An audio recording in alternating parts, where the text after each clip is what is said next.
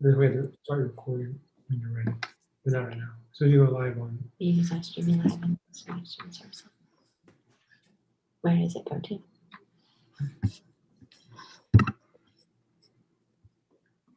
Okay. Awesome.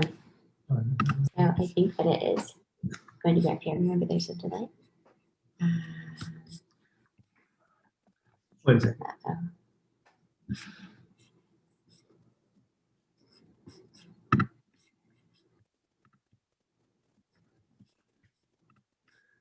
We need to go to like.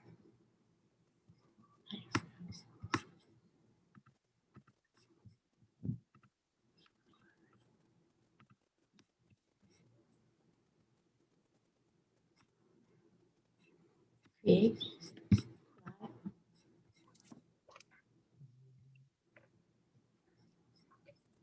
I think it's live. No, nothing's showing. Live now. This is live right now. Oh, Very delay. American. I don't know. I don't know. Maybe we just don't. I don't know these things. My technical skills. I'm like, oh. I know. If we can't get it live on, we should just go live on Instagram. If we can't get it live on YouTube. I can't remember how to put it on live on YouTube, and it doesn't look like it's cooperating with us. That's okay. Let's just go live on Instagram, okay? Okay. So, where did you disappear to? You're sleeping. Then, babe, do you want me to just record this? Oh, it is live. It's going on right now. Oh, it's going right now. Oh, no. Okay. It's going on. It's happening? Yeah. Oh, gosh. Okay, can we edit that later? Yeah. Lord have mercy. Okay, now I lost Gabby. Abby, where did you go? Are you still here? I'm still here. Can you see me? I can hear you. I can see you. I see. I found you. I found the screen that you were looking at. Okay, great. Oh, mercy. I don't see Instagram live yet, though. I don't see Instagram yet. Okay, I'm coming on Instagram. Oops, I hit one button. It's too much for me. Oh, man, I can save a person's life, but I cannot coordinate dual live platforms. Okay. I know. Okay, checking connection. It's going to be working. I'll pull you up on Instagram momentarily. All right. Wonderful. Well, hello, everybody. We are sorting through all of our technical. All right. Wonderful. That's not going to be good. There we go. And let's see me. Abraham, could you help me mute myself on here? Because I don't know where it is. Hi. Let's see. Abby, you are coming on. Marvelous. Send a request to you to chat. And if we can't figure out how to, then just use that one. Hey, Abby, come on up. Hi, Allie. Hey, guys. We decided to bring our breastfeeding together onto Instagram. So wanted to make it a little bit easier for you guys to connect. So we are, there we go. Now I'm not hearing the echo. Did you get your echo sorted out, Abby? Okay, awesome. I put myself on mute. It's easier for you guys to connect with the breastfeeding help that you need so that getting support is not challenging. But the technology behind it is challenging for me personally. So I apologize for our delay. Abby, so excited that you're here with us and able to join us today. Guys, we've got a good chat we're going to have. We're going to focus on getting a deep latch. I know that breastfeeding is challenging for many of us. There is the rare mom that gets baby hooked up, everything attaches smoothly and easily, and there's not any problems. But most of the time, we all have challenges that we're trying to sort through. And it gets messy and muddy, and it's emotional and personal, and that's why Breastfeeding Together exists. That's why Abby and I decided to team up and bring you guys the practical support you need so that you have less stress and overwhelm. So that's why we're here today. Abby, you want to introduce yourself? Yes, my name is Abby, and I am a registered nurse. And can you not hear me? Okay, let's see. How about now? Any change? No. Okay. I can't hear you. Thanks. Can you hear me now? Yeah. Okay, good. My name is Abby, and I am a registered nurse in IBCLC. I have 3 little ones of my own, and I love. I got into breastfeeding. I was a pediatric nurse, and I had many people asking me about breastfeeding, and I didn't know the answers. And so I started doing research and just realized what it involved, complicated, emotional process it was. And I wanted to help women in that place. And then I had challenges with my own kids. And so it made me want to get my certification and keep going. So I'm really excited to be here with you guys today. Yeah, we're pumped to have you. I do hear a little echo. Okay. I don't know if it's yours or mine. Maybe mute your computer and turn your phone audio on. That's what I did. How about that? Sounds great. Okay. Sounds great. Awesome, guys. So I'm Joanna. I'm a nurse of many different kinds of nursing. Right now I'm doing postpartum nursing and women's health. In 2 weeks, I'll be in labor and delivery helping with birth, so I'll be cross-training there. I got passionate about breastfeeding when I struggled, after I struggled with my first. I've had different challenges with each of the kids. I have 4 children. But my first, I did not have the lactation support that I needed. I didn't know where to find it. I was overwhelmed. I was sitting on my couch with a little tiny human who had a tiny little mouth that was supposed to open up really big and somehow fit my giant bosoms into this tiny mouth. And it was terrible. Like, I was so stressed. People said, go see a lactation consultant. I said, I can't even get on the couch. Like, I can barely make it downstairs.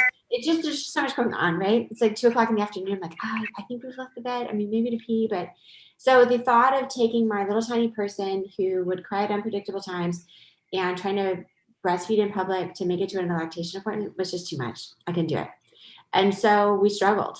And we tried all the things to get a good latch. And it took him about 12 weeks. And I pumped all through the night and did all of our night feedings to pumping.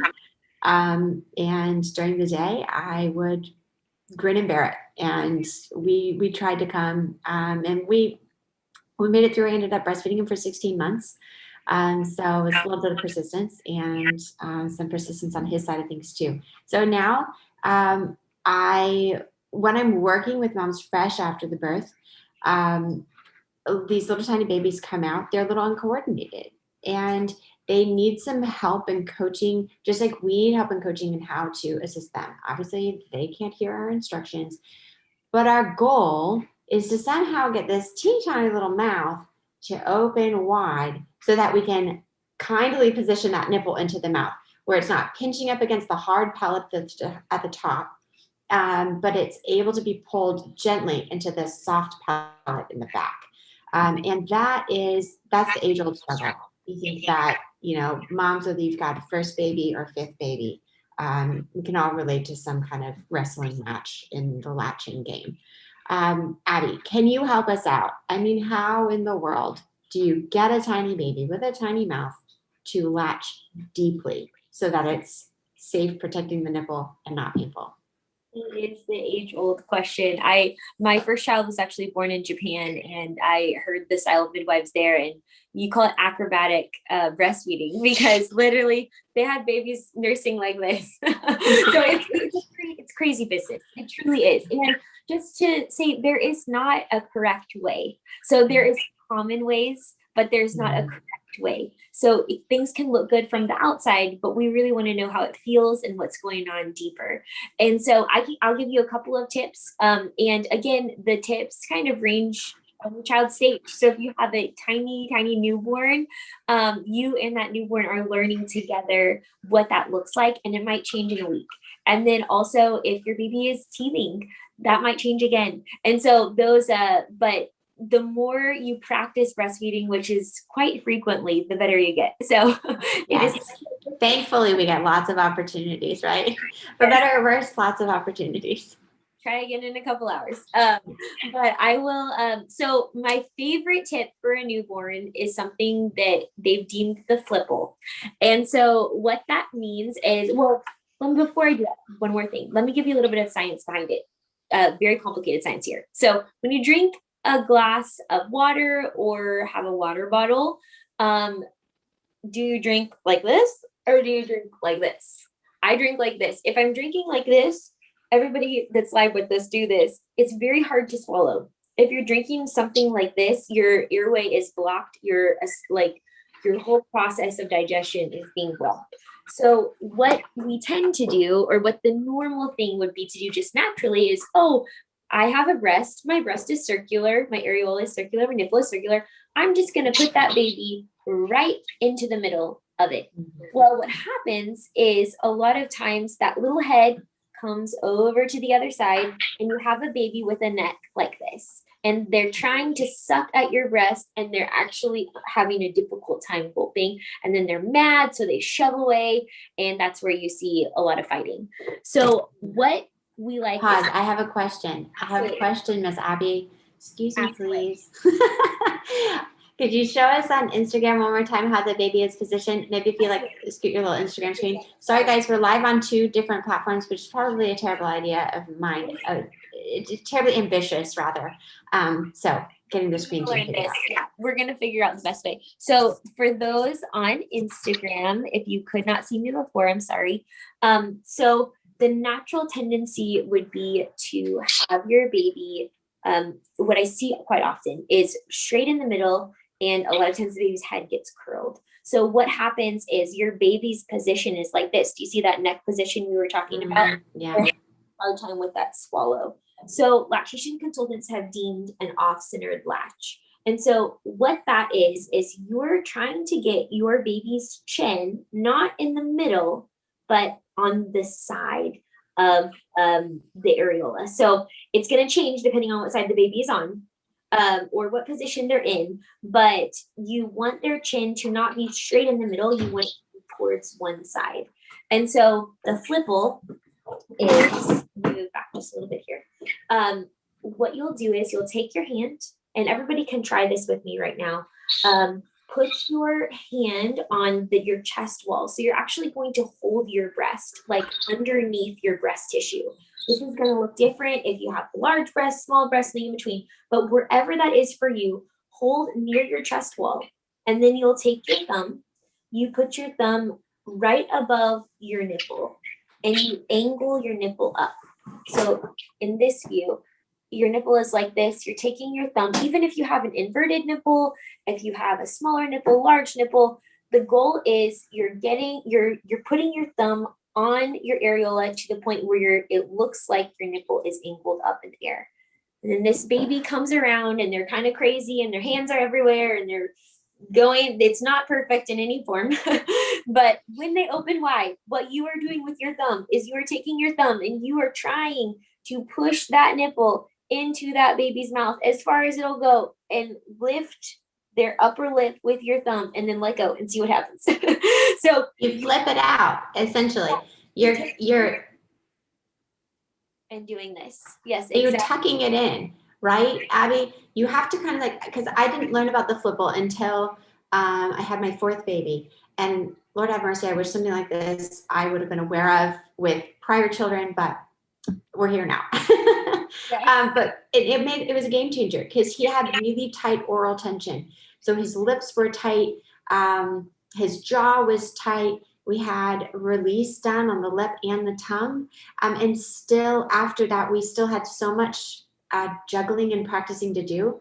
And when my friend who's a NICU nurse told me about the flipple, it was a game changer. And I still use it from time to time when he's being a little wacky. He's about 6.5 months old, but most of the time we have things figured out. But when it gets a little squirrely on me, I'll go back to the flipple. And I love it. I really do. There's a bunch of YouTube videos on it. You can type in the flipple breastfeeding, and they have different ages of babies doing it. But the main goal, just like Joanna was saying, is you are trying to use your hands to help your nipple get as far into, instead of the baby just being on the very tip, you want as far back as it'll go, meaning to the point where you're pushing your tissue in their mouth. You're not putting your finger in the baby's mouth like all the way back. You're pushing your tissue into the baby's mouth, and then using your thumb to make sure that that upper lip is open and that it's looser at the top, basically. And then my next favorite thing that a lot of lactation consultants talk about is called laid back breastfeeding. So you want gravity to work with this. You're putting your breast tissue into this little one's mouth. And then the next thing you're going to do is you want the baby snuggled up more on top of you, letting gravity push that baby into your body, versus if you're in this type of position where you're kind of dangling here and your baby is this, or you're trying to hold your baby and extend them in the air, what happens is they get the tip of that tissue and do more damage to the nipple itself. Joanna. That's what we call nipple feeding, right? And we see that a lot in the hospital, especially. And I find just practically most of the time, well, not most of the time, but oftentimes when the nipple is very everted and a little larger, then it's really easy for the baby to get onto that nipple. And in our minds as moms, like, well, if my nipple is filling up their mouth, like we think bottle nipple, we think that's how babies feed, but that's not. Babies don't feed on a nipple the way that they feed on a nipple of a bottle, right? Because it's one of the things that I always explain is that the milk cells inside of the breast are like grape clusters. And so all of these little grape clusters are full of milk in there. We're wanting to mobilize some of that milk and slowly pull it forward. Well, if the baby is simply on the end of the nipple attached, one, they're going to suck and suck and suck and not actually be transferring milk. They might get a little, but it essentially to them feels like if you've got a straw and you're drinking out of an empty cup, and if you move the cup around every which way, you'll get a little slurp every now and again. But what we want is our babies to feel satisfied at the breast so that they have the straw that they're drinking out of, i.e. the nipple, but the milk is actually coming from the cup itself. So in order to get that action, we need a deep latch so that baby will take their jaw like this and their tongue, and they're essentially stroking, bringing that milk forward, and they need breast tissue in order to be able to do it, because that's where the milk clusters live. They don't live inside the nipple, they live inside of the breast tissue. So if we've got baby just on the end of the nipple munching away, they could suck all day like a pacifier, but they're not going to be transferring the milk, and that's where we get so much damage. I love that. Yep, that is a great definition. And yeah, once again, this is not going to empty anything. It's that what Joanna is talking about, the tongue coming and cupping the whole tissue itself to drain something. And that's even, it's like how compression works. So if we just do this, you're going to hurt, your baby's not going to get fed. It's actually like double hit in the wrong direction, if that makes sense. It's going to cause more damage. You're thinking, oh, I'm doing everything, but no, if they're doing damage to your nipple, it's going to cause trouble overall and not get the baby the milk that they need. So yeah, that's awesome. Let's pause. Any questions about that for those that are live? If you want to type your questions in the chat. And those watching on YouTube, watching this live later, please leave a comment if you have a question, and Abby and I can follow up on that. But any questions from our Instagram team? As we let people percolate on that and respond. So what would you say to a mom? Let's say we have a mom who is really sore and baby had a shallow latch and they are still trying to recover from that shallow latch and they're still feeling damaged. What do we do to make the next few feedings more comfortable so that we can begin to resolve that? Like, how do you go about resolving a shallow latch? That is a great question, because I hear this one a lot, and everybody's damage is to a different extent. And so there's a lot of different approaches. So you might hear different information. My personal favorites are salt water is incredible. And so if you can do a teaspoon of salt, like table salt or like Himalayan sea salt, some type of salt product to about a cup of warm water, and either use those Perry balls jars, squeezy things that they give you in the hospital, or even just if you have anything that you can even just use a cup, but getting in the shower or even putting your breast in a warm cup of water, like a bowl, to wash and rinse that nipple 3 different times a day. So usually if you'll do that for 24 to 48 hours, it begins the healing process. It sounds so simple, but salt water does a lot of good. The other thing you can use is coconut oil after feeding the baby, or a nipple cream. There's so many on the market. Olive oil also works. But basically your thought is you're just trying to bring healing to the space. Everyone will tell you you can squeeze or hand express a little bit of breast milk on it and rub it in. It's a complicated, long process. It's a wound that's open and damaged. And so potentially it's damaged and bruised. So the bruising could resolve quicker, but if your nipples are cracked or bleeding, or there's blisters, it might take a couple of things. On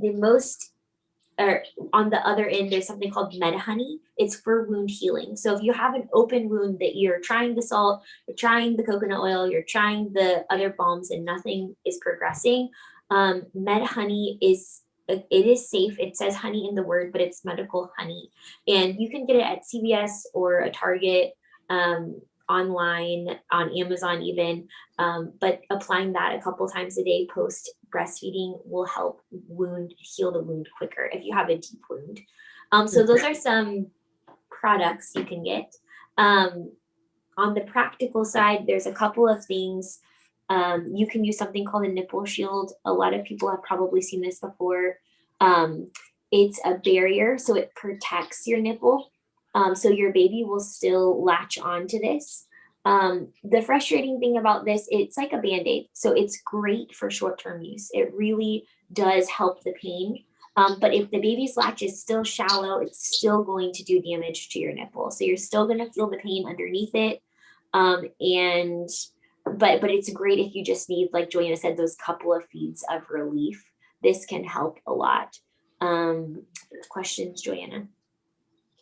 Nipple shells are also, there's so many nipple things that I often get the products a little confused, but a nipple shell acts also like a little protective barrier between your bra and your breast, so that whenever you're trying to heal a spot that is sore and broken down or super tender, you're not keeping, it has like, it's open to air, but it's not, you don't have to hang out with your boobies out, right? Like you can put your bra back on, but you don't have to have that. Because when it's so tender and it's just rubbed raw, I mean, the last thing you want on it is fabric rubbing back and forth every time you move. So those are helpful to give you a little bit of that air circulation and let them dry too. And just off of that, as much air as possible. So if you're in an environment where you can wear no shirt and just let everything air dry, like that's how wounds heal quickly. So if you can be putting Honey on and let everything go to air. The breast shells. You use raw honey. I mean, y'all will learn quickly about me. I am all for the like natural things. I love them. But have you heard, can you use raw unfiltered honey? You know, I would imagine you could use it in over 1-year-old, but because of the contraindications for under 1, they kind of bend towards Honey. But I bet if you had an older baby, so personally, I have a 15-month-old baby, and I actually had to use Honey this week because I had some blisters from feeding in the night that I didn't know, and skin broken down and from teething and stuff, and started the process all over again. Wow. So that, I don't know the properties of raw honey, but I know it does a lot of good things. I'll have to report back. Okay, we'll have to do some researching and find out. That's a bad one. But coconut oil I like too. Yes, it is antibacterial, which is awesome as well. But yes, with the breast shells, I was just gonna say, if you use them, you do want to make sure you empty them consistently. A lot of times, or those hydrogel pads. A lot of people love those hydrogel pads, which are great. You can get them warm or cold, but they do contain bacteria. And so if you have an open wound in your body and you're consistently putting pads on or the shells, you just really want to make sure you're cleaning them just like everything else, because they will bring relief. But if infection comes on top of it after using it, if you have to use it for a longer period of time, you watch it too. Good thinking. Good thinking. Okay, so those are any other tips, any other thoughts, final thoughts on deep latch, how to get a good deep latch, what to do if you have one, Yes. Abby? I think if you have, I talked to someone this week that was explaining just maybe like closer to a 6-month-old baby. So we talked a lot about the newborn baby. And so the keys to the newborn baby, I think, is, in my opinion, the flipple and then also that laid back is really important. So if your body is not relaxed and you're really just holding this tiny little human dangling on the edge of your nipple, you will get damage. But if you can, as much as possible, lay back, be in a relaxed position, have this baby, find a way that the baby is comfortable on your body, in that head, getting the head tilt position like this instead of like this. So they're situated on your breast, in this fashion versus this way. You will achieve a deeper latch over time, in most people. And then I would say for an older baby closer to the 6 months, if they're just struggling to latch, you've practiced this for months and months and months, and all of a sudden you just have a frustrated baby. One of my favorite things is taking a bath with your baby. So you're healed postpartum. A lot of times that type of environment, you do want to, of course, especially if you're really tired, just make sure you are safe. Like, have someone around the house that knows what's going on, because new moms are tired. Like, you can fall asleep anywhere. But I feel like any moms are tired. I mean, new moms are tired, yes, but then also you just sort of graduate into this other variety of tired. 15-year-old, you're exhausted still. I know. I haven't been there yet, but it's actually a very old recommendation that works wonders. So if you have a stressed out baby that's that has a consistent shallow latch, or is just irritated and fighting at the breast and pulling at the breast, like pulling that nipple over and over again, which we see in older babies, do a reset. And to me, what that looks like is dim the lights in the bathroom, just hop in the bath, put that baby with you. And a lot of times the thought process behind it is it relaxes mom's body. So your tension starts to relieve, you start to relax. And then a lot of times the baby feels your peace, and then the baby also will conform, and they're warm and they're comfy. And it's just a good environment to have a successful feed. So if you're seeing a lot of, sometimes babies will pull because of low supply, sometimes babies will pull because of teething, sometimes babies will pull just because they're little babies and they're trying to figure out what's going on.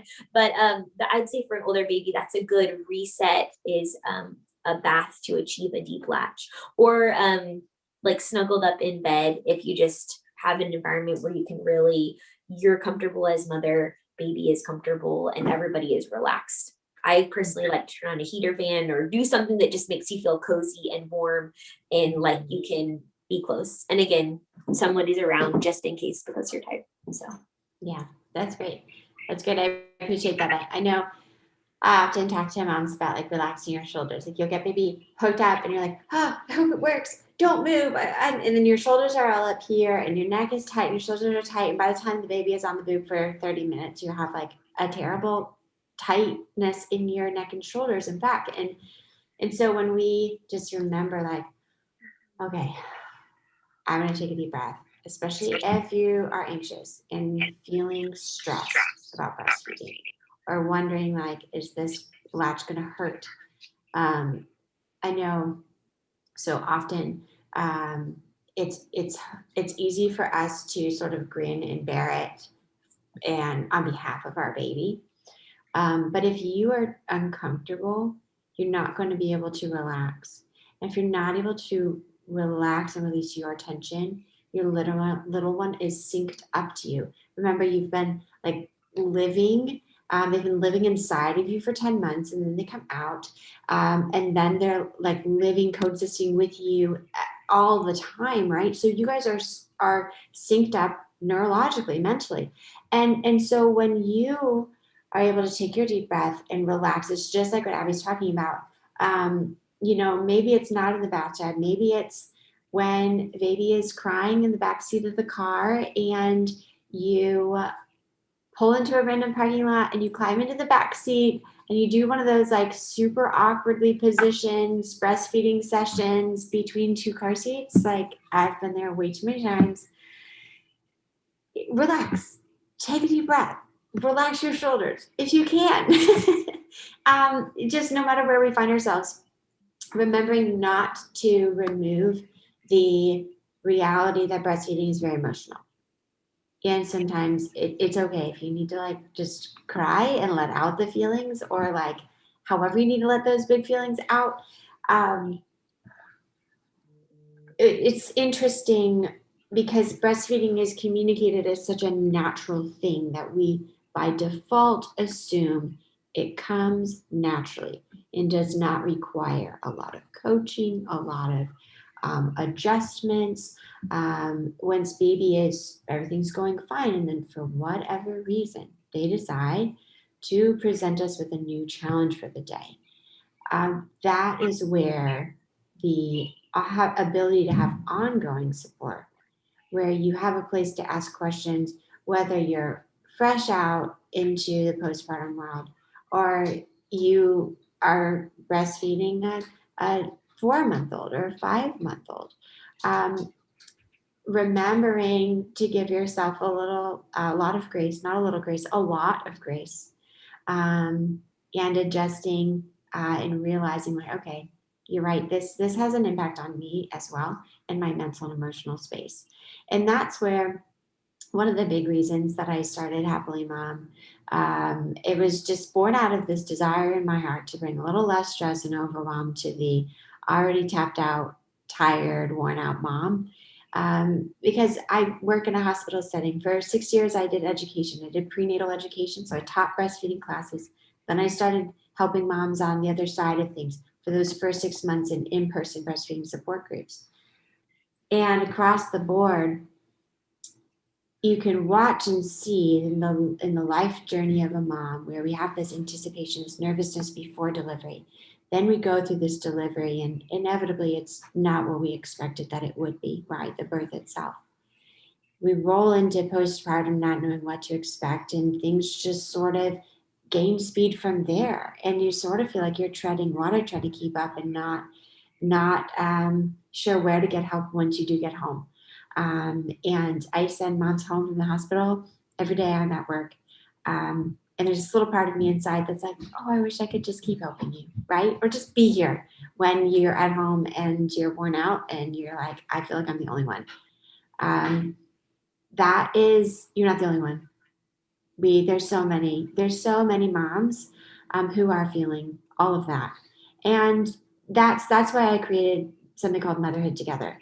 So Motherhood Together it's an online moms group that is really designed to give you easy access to the expert support you need. So you don't have to feel like, oh gosh, can I even rely on this information? Is this good information? Because like we've all Googled stuff, right? Like, oh, what do I do for X, Y, and Z? And then you get 40 different responses that all contradict each other. Like, what do I do? How do I know which one is accurate or not? And you feel more stressed out because now you're information overload. You're like, I just wanted this to be easy. So Motherhood Together, we make it easy that you can ask your questions, but you also have the beauty of being together with other moms. Moms who are in the same spot as you, traveling that same journey in that same timeline. Because it's unique. Those first 6 months are kind of crazy. So it's nice and always encouraging to be able to be around other moms. So by nature, it drops the stress and overwhelm. You learn practical skills, get practical help when you need it. And it's easy to access. So that's Motherhood Together. It's a passion project of mine. It's been closed. I have not opened enrollment for Motherhood Together in over a year. So I'm really excited because in March, we're bringing on a new group of moms. And I keep the group small so that we can all feel comfortable and you guys can get the attention that you need and support you need. So if you're curious and want to learn more, shoot me a DM. You can find out more at Motherhood Together, happilymom.com. Go to happilymom.com, happilymom.com. And Motherhood Together is opening up for enrollment. So end of March will be our first group call. But wanted to let you know about that. And I hope that you're feeling encouraged after today. Hopefully you learned some awesome tips from Abby. Abby, I'm so excited that you've joined me in helping moms. Can you tell us a little bit about how, if a mom is having trouble with latching and they have more questions for you, or maybe they have a whole different need? How does somebody get a hold of you? How do we connect if we want a little bit of one-on-one help? Great question. Well, I such the honor of teaming up with Joanna. So you can actually find me at her website as well at happilymom.com. I believe it's /breastfeeding together. And you can book a virtual consult with me. I'm physically in the DMV, but I can meet you anywhere in the world. And I offer 2 consultants. One is a 60-minute, that's more of your in-depth consult. And the other one is a 30-minute shorter consult. We have some specifications on what qualifies for which, but I can talk one-on-one with you, meet your baby, talk you through whatever issue you're going through with breastfeeding in your breastfeeding journey. And I'd love to help you. And you can always catch us on Tuesdays here live if you have questions. Tuesdays, we're here live, so you can bring your questions, or if you shoot me a question in the DMs on Instagram, then I will bring that question into our live chat. We take the questions that we've received through the week and we pick one to focus on for the Q&A chat. So thanks so much for being here with me, Abby. We'll be here next week, same time, Tuesday, 1 p.m. Eastern time, live on YouTube, live on Instagram. All right, thanks, Abby. Bye, guys. Bye.